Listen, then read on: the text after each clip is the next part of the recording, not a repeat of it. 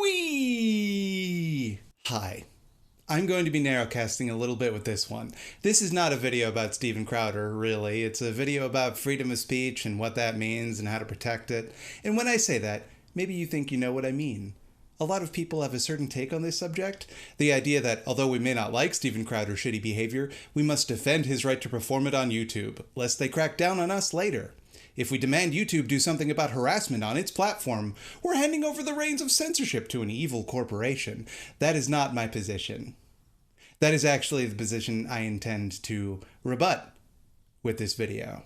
That received wisdom, I feel, is naivety disguising itself as cynicism. It takes for granted a lot of things that complicate that simple narrative, namely that YouTube already has that horrific power, already wields it against us, and doesn't benefit when we demand that they use it to protect its users. But let me just step back for a second and explain the situation to the 2 or 3 not extremely online people in the audience who might not know what I'm even referring to. Steven Crowder, the living meme right-wing comedian, is currently under fire for a small selection of the extremely homophobic comments he's made over the years.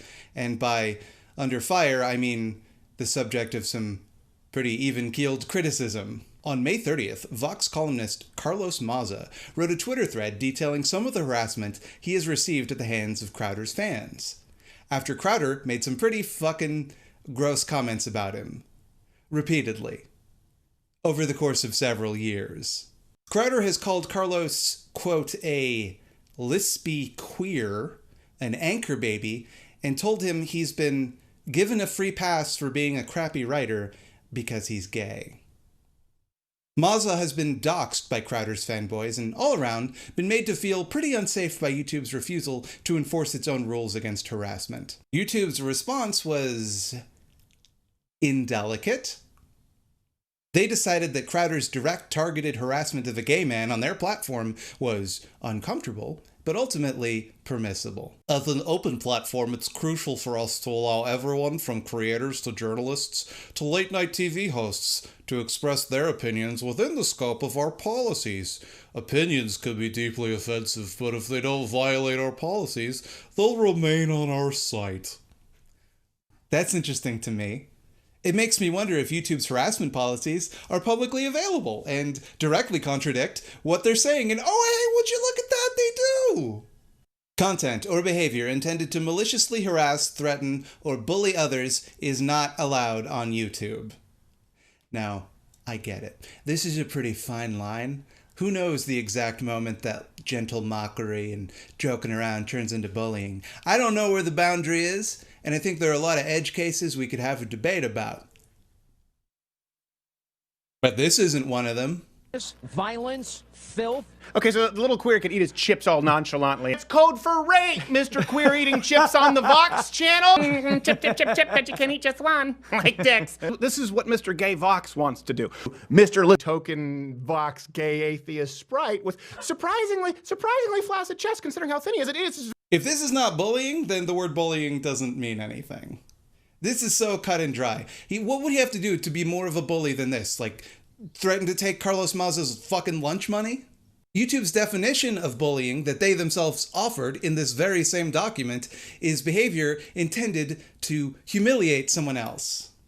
So, I think it definitely is intended to do that. Also, it also violates their rules against hate speech, which include using stereotypes that incite or promote hatred based on any of the attributes noted above, one of which is sexual orientation. This can take the form of speech, text, or imagery promoting these stereotypes or treating them as factual. You know, like the stereotype that gay men are very promiscuous and have to put a bunch of dicks in their mouth, like that kind of stereotype? Chip, chip, chip, chip, but you can eat just one. Like dicks. And in case all of that wasn't enough, eagle-eyed viewers might notice that Crowder was wearing a t-shirt with a photo of Che Guevara waving a limp wrist with the tag, "Socialism is for f***." Also available as a onesie for babies. So, YouTube is not only okay with hate speech on its platform, it's okay with hate speech being literally printed onto babies. Just in case anyone was curious how cartoonishly permissible this platform is allowing itself to be. Side note, a lot of nincompoops are trying to insist that the shirt actually says socialism is for figs, because the place where Che Guevara was killed, they grew a lot of figs there. Now I know the people making this argument are not being honest. But let's just nip it in the bud and point out that were they actually saying figs, they wouldn't censor the word figs, you absolute diaper clowns. Don't worry though, YouTube sprang into action when they were criticized for this and decided to demonetize Steven Crowder's channel. A harsh punishment, to be sure, one that YouTube typically reserves for LGBTQ content. They've been demonetized for years, and they don't have thousands of dollars a year's worth of grifting merchandising opportunities like Crowder does. Also, they don't get their monetization back if they just stop selling their homophobic shirts. Also, they don't deserve to be demonetized because they're not being hateful. They're being LGBTQ, which is normal and cool. The punishment that YouTube devised for bigotry against LGBTQ people was to treat the bigot like LGBTQ people, except less severely. So, happy Pride Month, everybody. Look, they made the play button a rainbow. Our heroes. There, that's the basic thing that happened. You've probably already heard about it. That's what it is. Look, Crowder is a ding-dong. He will do as a ding-dong does. Mazza doesn't actually place the blame on Crowder. He places it correctly on YouTube. And I'm not disappointed in YouTube, not because they did anything right in this situation, or even did anything like not completely chowder-brained. I'm not disappointed because I would never in a million years expect YouTube to behave any differently than it's doing right now. Their policies in terms of service aren't put in place to protect vulnerable people. They're public relations memos that disguise their complete disinterest in their users' safety behind hand-wavy nice ideas that make them sound like an institution that gives even a single solitary shit about you. They do not. They are our enemies. And I don't mean simply the enemies of LGBTQ plus people and their allies, though, to be clear, they are, and that alone would be bad enough. I mean they, like any other business under capitalism, are not designed to provide a service or to enrich the lives of their customers. They are designed with the singular focus of extracting the maximum profit humanly possible and will pursue that goal no matter the cost to anyone else. YouTube is a plundering machine. I don't expect them to look out for our best interests or to behave according to any sort of coherent ethical standard beyond their immediate self-interest. YouTube is not our ally in this or any fight against oppression because, like any power structure in capitalism, it benefits from that oppression and always will. They can monetize that oppression. They can use that oppression to generate value for themselves. When people resist that oppression, they can monetize that too. Ain't life grand for them? And all they have to do to keep people from being pissed about it is every once in a while say that they're going to reevaluate their policies or make a statement about how intolerance is not welcome in the community, and hapless dumb fuck liberals will heap praise upon them. After all, intolerance is the result of a few bad eggs like Crowder. It has nothing to do with the systems and businesses that profit from those bad eggs. Suffice to say, I thought YouTube's response was predictable. But something that surprised me, something that made me pretty mad actually, was a common reaction I saw from a lot of leftists on Reddit. They argued that if we allow YouTube, a big evil corporation, to censor Steven Crowder, they'll abuse that precedent to come for leftist channels next. If we allow them to silence voices we don't approve of simply for violating their rules and direct targeted harassment, they'll come for us. Therefore, we must continue to allow this abuse as much as it may pain us, and outcompete it with our superior, tolerant ideas. First they came for the bullies, and I was not a bully. That take is bad. I hate this take. I will now demonstrate the problems of this take, thereby eviscerating it with facts and logic. YouTube does not need an excuse to demonetize leftist content. YouTube, the company, a subsidiary of Google, a subsidiary of Alphabet, a subsidiary of Nintendo, owns YouTube, the website, the platform, where you're watching this video right now. They make the rules, they enforce the rules, and nothing, literally not a single goddamn thing they do with it, is within our control. When it comes to what happens on YouTube, they have all of the power, and they can do whatever they want. Now, that sucks donkey ass, but it's reality.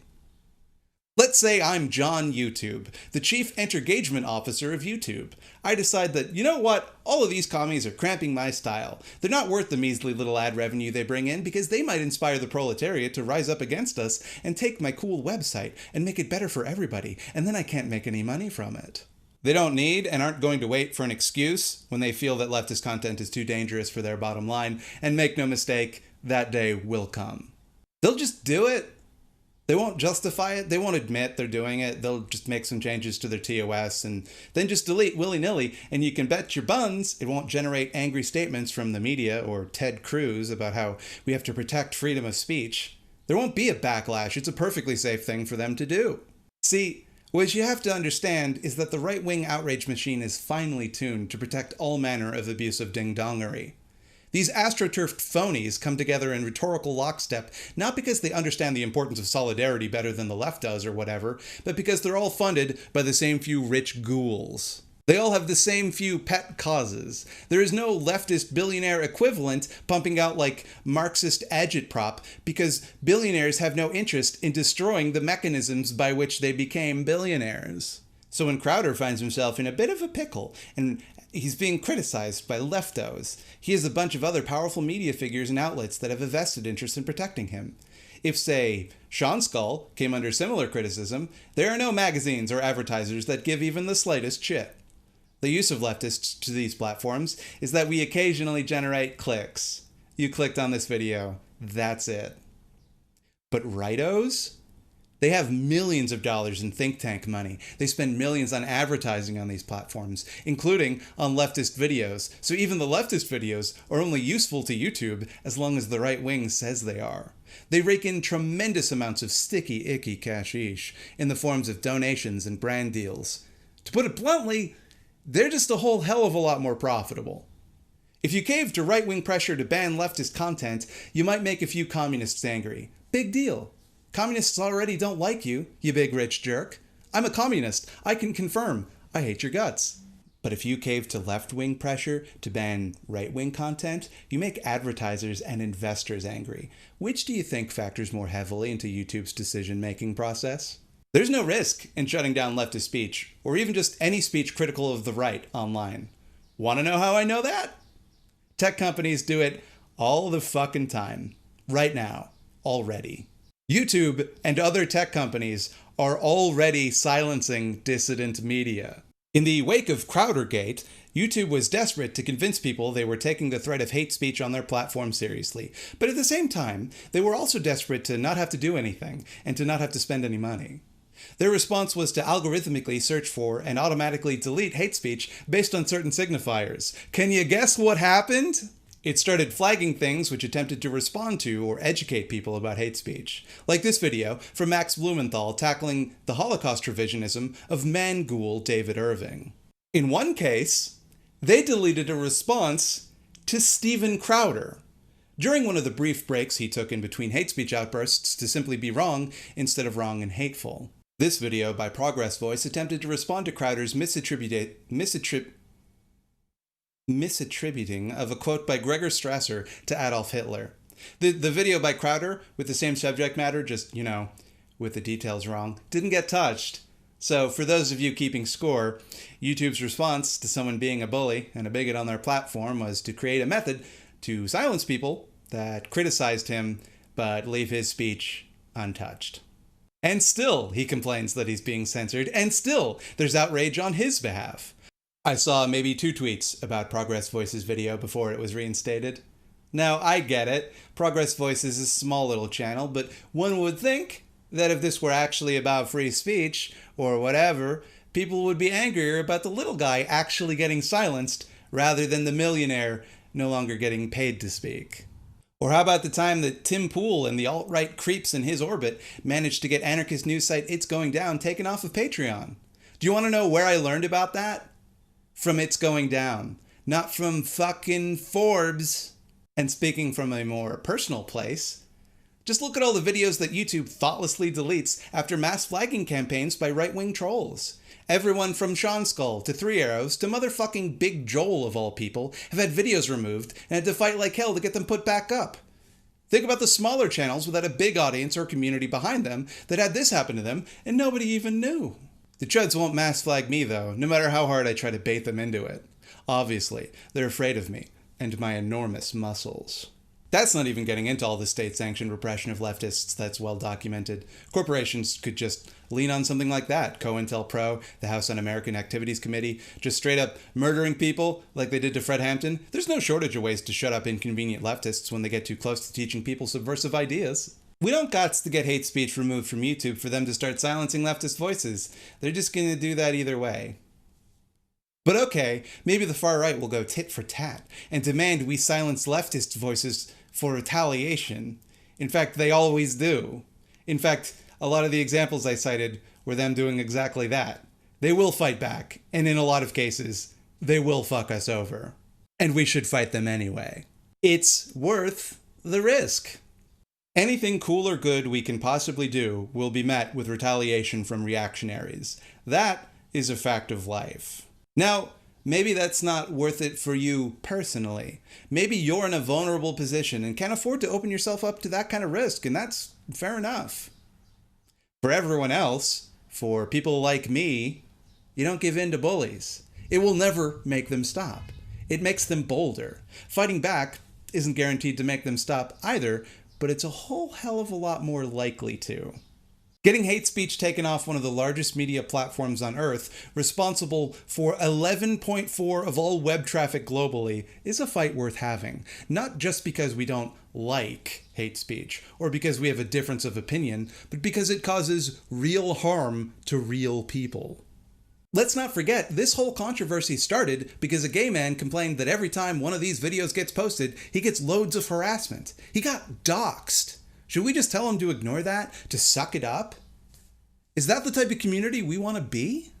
Are we so afraid of what our enemies will do if we stand up to them that we're willing to preemptively roll over and throw vulnerable people under the bus to protect our own asses? Good fucking luck getting them to risk their lives in our revolution when we won't risk our fucking YouTube monetization to protect them.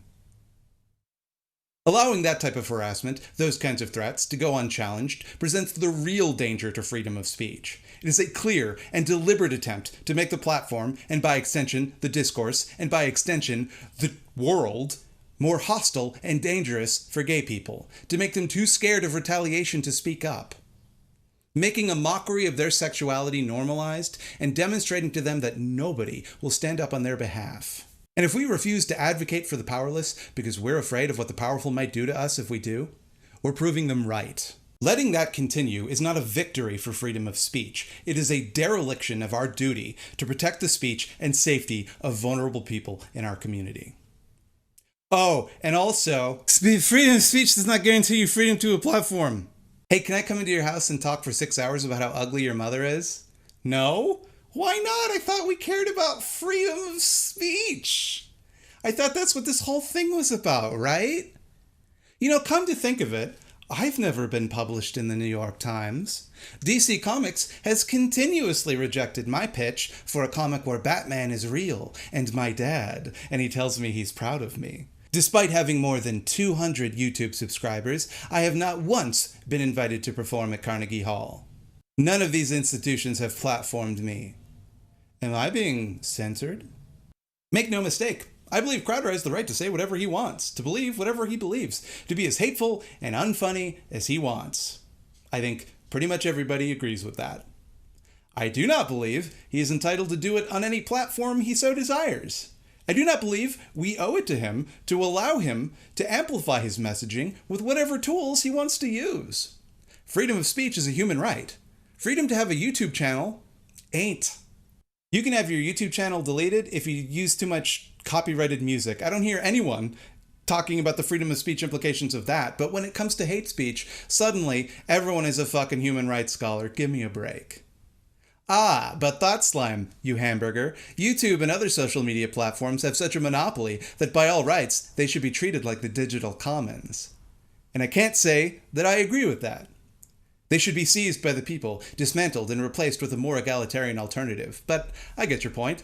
Yes, big companies like YouTube do sort of resemble a digital commons, and removing one's ability to use them is like kicking somebody out of a public place, like, say, a public park. Now, let's imagine that I followed around Carlos Mauza in a public park, mocking his sexuality for years, and every time I did, a bunch of people joined in and made the park a nightmare for him, and then occasionally followed him home to demand that he debate me.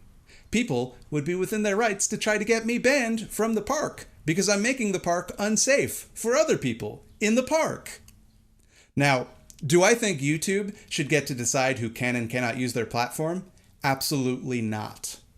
But right now, they sure do get to control that, and if we don't keep constant, immediate pressure on them to use that power in ways that are safe for us, they'll just do whatever they want to do.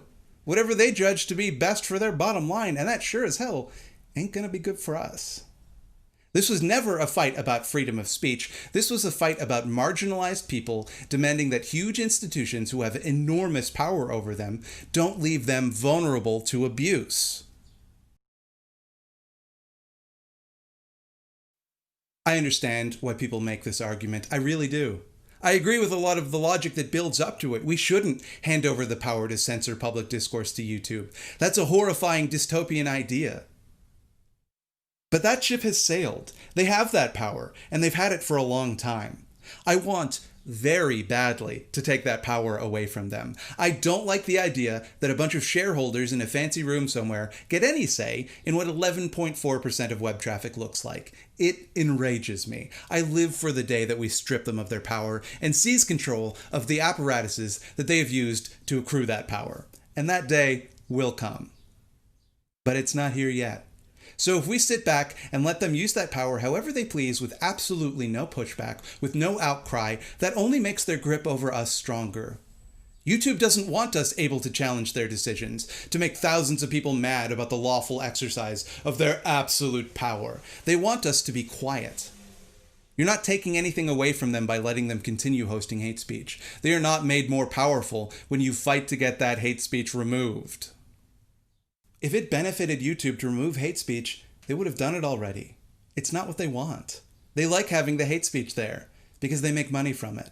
They might get rid of a token hate speech pigeon every now and then, but in the long run, they like having the hate speech. You're deluding yourself if you believe that sitting this fight out, or worse yet, defending Crowder, makes this platform safer, more open, or less dominated by rich ghouls. That's precisely what they're counting on you to do. Don't expect them to give you points for good behavior when it's your turn against the chopping block. I share your concern that they will crack down on leftist content and some both sides bullshit to dodge controversy. They're going to crack down on us anyway, right? Why give them a reason? But frankly, if we're not willing to fight for the powerless in all circumstances, if we're not brave enough to use our platforms to defend people when they're being abused because we're afraid of what we might personally lose in the process, then we have no business making leftist content in the first place. Oh, and I guess I should just say this. Everyone who disagrees with me is a Nazi, and hate speech just means any speech I don't agree with. There. Have fun, comment section. Just go to town. Pretend I meant that. Have a blast, you little scamps. Hey everybody, I hope you're not too mad at me after this video. If you're not mad, why don't you head on over to patreon.com/thoughtslime, where people go to give me money for this. You can also like and subscribe to the channel, and you can click the little bell icon. That's going to tell you when the videos come out. That's a thing YouTube does on its platform. It's another good decision they made. You can catch me live streaming every Thursday at 8 p.m. Eastern Standard Time. Trying out some different games nowadays. Tried Baba Is You, didn't like it. Liked the game, didn't like playing it on stream. Because it made me look foolish. I hope I didn't say ding dong too much in this video because I don't want it to overstay its welcome.